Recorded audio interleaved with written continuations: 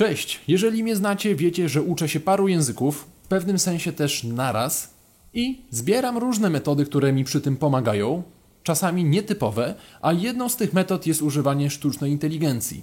Gorący temat. I dziś podzielę się z Wami tym, w jaki sposób ja używam sztucznej inteligencji na podstawie moich doświadczeń, a także tym, gdzie według mnie sztuczna inteligencja jeszcze nie do końca sobie radzi, albo z innych przyczyn nie jest to najlepszy wybór przy nauce języków. Ja jestem Szymon, kanał Języki Proste. Zapraszam. Ja stosowałem inteligencję ChatGPT, ale oczywiście tych platform jest więcej. Podejrzewam, że wszystkie siłą rzeczy muszą radzić sobie podobnie. Testowałem platformę na językach rosyjskim, francuskim i włoskim. Film zaczynamy od tych poleceń, przy których ten czat radzi sobie po prostu dobrze i których ja używam na co dzień, a dziś się tym z Wami dzielę. Później powiemy o tych, przy których nie do końca użycie czatu może być dobrym wyborem. Częstą metodą stosowaną przy nauce języków jest tworzenie własnych tekstów lub wypowiedzi. No i wszystko jest fajnie, jeżeli mamy kogoś, z kim się uczymy. Wtedy on sprawdza naszą poprawność. Ale jeśli kogoś takiego nie mamy albo nie chcemy mu zawracać gitary, możemy zwrócić się do sztucznej inteligencji.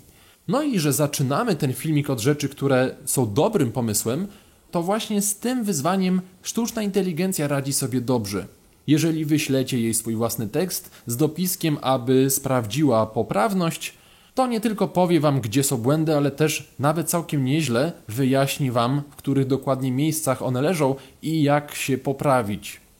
Rzecz jest szczególnie dobra na samym początku nauki, kiedy dosłownie otaczają nas zagadnienia, których nie rozumiemy, bo oczywiście jeżeli tego języka już znamy trochę więcej, no to mogłoby się okazać, że dłużej piszemy niż potem realnie jest z tego pożytku, no i wtedy lepszym rozwiązaniem mogłoby się okazać po prostu prowadzenie rozmów z native speakerem, który wejdzie nam w słowo dokładnie wtedy, kiedy my ten błąd robimy.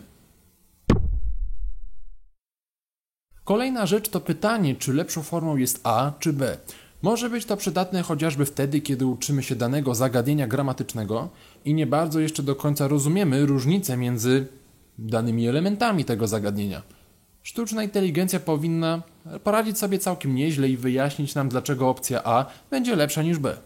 I oprócz takich sytuacji, którą teraz opisuję, mi zdarzyło się użyć tego też wtedy, kiedy oglądając film na YouTubie usłyszałem daną formę. No i wydało mi się, że dotąd słyszałem ją pod inną postacią, dlatego zapytałem, dlaczego w danym zdaniu została użyta właśnie forma A, a nie forma B, którą dotąd wydawało mi się, że słyszałem częściej. No i to jest w zasadzie rzecz tego typu, z tym sztuczna inteligencja radzi sobie całkiem nieźle. Kolejna rzecz to nieco bardziej otwarte pytanie. Już nie zamykamy odpowiedzi do A lub B. Słuchamy języka obcego, mi na przykład zdarza się to najczęściej na YouTubie i słyszymy coś, co, no właśnie, nie do końca wiemy, co oznacza. Nie zawsze mamy dostępne napisy, często są one generowane automatycznie, więc nie zawsze to może być lepsza opcja. I z mojej obserwacji niegłupim pomysłem jest wpisać do czatu to, co wydaje nam się, że usłyszeliśmy, z pytaniem, co to mogło być, co mogliśmy usłyszeć. Możemy też do tego dodać kontekst, mówiąc, że oglądaliśmy film o tym i o tym. To jest dobra rzecz, która przydawała mi się wiele razy.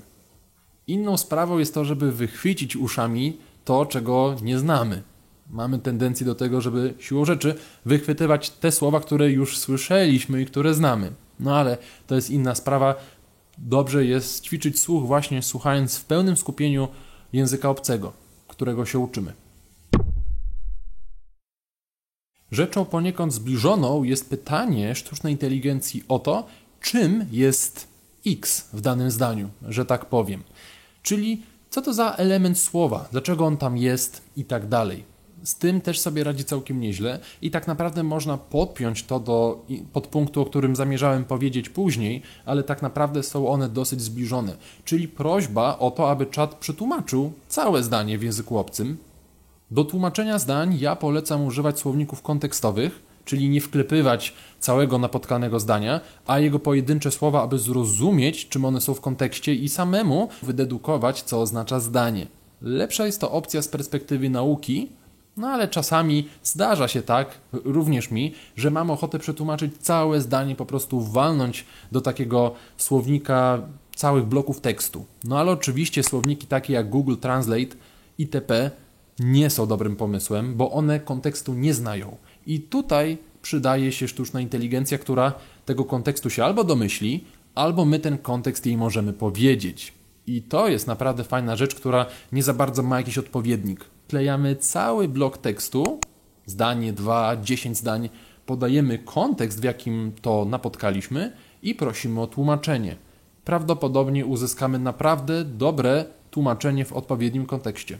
Tak naprawdę możemy też tego użyć odwrotnie, pisząc wypowiedź po polsku i prosząc o to, aby słownik przetłumaczył to na język obcy. Ja jednak polecam używać pierwszego kierunku, tłumaczyć na język obcy lepiej samemu, to jest dobra nauka języka, i ewentualnie skorzystać z porady pierwszej, czyli poprosić sztuczną inteligencję o to, aby nam sprawdziła poprawność naszego własnego tłumaczenia. Czyli nie, aby odwaliła za nas całą robotę. Wygląda też na to, że świetnym rozwiązaniem jest pytanie, jakich sformułowań użyłbyś w danym kontekście, w danej sytuacji. Świetna sprawa. Pytamy na przykład, jakich sformułowań użyłbyś, gdyby powiedziało się coś głupiego. No i rzeczywiście mamy realne wypowiedzi, które się zdarzają w tym kontekście, który napisaliśmy, czyli na przykład zrobiliśmy coś głupiego, chcemy wybrnąć z tej sytuacji. Innym niebezpieczeństwem jest nadużywanie sztucznej inteligencji właśnie na przykład w takich zadaniach, dlatego że oczywiście nie jest dobrym pomysłem, żebyśmy tylko w ten sposób uczyli się języka, a to trochę kusi, prawda, bo nie ma opcji szybszej i wygodniejszej dzisiaj, ale oczywiście ja polecam jednak miewać kontakty z na przykład YouTube'em, tak aby słuchać tego, co mówią prawdziwi ludzie w danym języku, a nie ufać 100% w tym zakresie sztucznej inteligencji. Jeśli ten film Wam się podoba, zostawcie pod nim pozytywną ocenę, to pozwoli mu trafić do szerszej liczby odbiorców. Ale nie wyłączajcie jeszcze, bo mam dla Was jeszcze parę rad co do tego, co nie będzie dobrym pomysłem, bo już to przerabiałem. A raczej co może nie być dobrym pomysłem, bo oczywiście sztuczna inteligencja to temat, który cały czas się rozwija. Z mojej obserwacji nie jest dobrym pomysłem prosić sztuczną inteligencję, aby to ona wygenerowała nam tekst, z którego my będziemy się uczyć. Możemy poprosić czat o to, aby tekst, który nam stworzy, był napisany językiem codziennym, był napisany językiem potocznym, ale wygląda na to, że nie zawsze radzi sobie z tym dobrze i ja na przykład przyłapałem go na tym, że gdy prosiłem go o to, aby napisał mi tekst po włosku w języku codziennym, on używał przede wszystkim czasu, który jest charakterystyczny w języku takim bardziej formalnym i dopiero gdy zwróciłem mu na to uwagę, on przyznał, że się pomylił i wygenerował historię od nowa, używając tego właściwego czasu. Przy takich rzeczach jednak lepiej po prostu napotykać prawdziwe teksty lub wypowiedzi stworzone przez native speakerów. Kolejna rzecz to to, że nie jest dobrym pomysłem proszenie sztucznej inteligencji o to, aby podawała nam wszystkie formy danego słowa, chyba że mamy dużo czasu wolnego i mamy czas doczekać się naszej odpowiedzi, na którą czekamy, no bo oczywiście trochę to trwa, zanim on to wszystko wygeneruje i jeżeli chcemy sprawdzić jedną konkretną formę, znacznie lepszą opcją jest po prostu wciąż manualnie wpisać to do słownika, który ma tabelę gramatyczną i my wiemy już, w jakim miejscu w tabeli spodziewać się danego typu, na przykład szukając imię słowu. Może to logiczne, ale pomyślałem, że warto wspomnieć. Na pewno jeszcze wiele innych fajnych promptów, tak zwanych, można zadać sztucznej inteligencji, dlatego bardzo będzie mi miło, jeżeli podzielicie się swoimi promptami, czyli poleceniami, które wpisujecie do czatów. Dajcie znać w komentarzach. Zapraszam na kanał do reszty filmów, jeżeli macie ochotę uczyć się francuskiego lub rosyjskiego i do zobaczenia następnym razem. Cześć!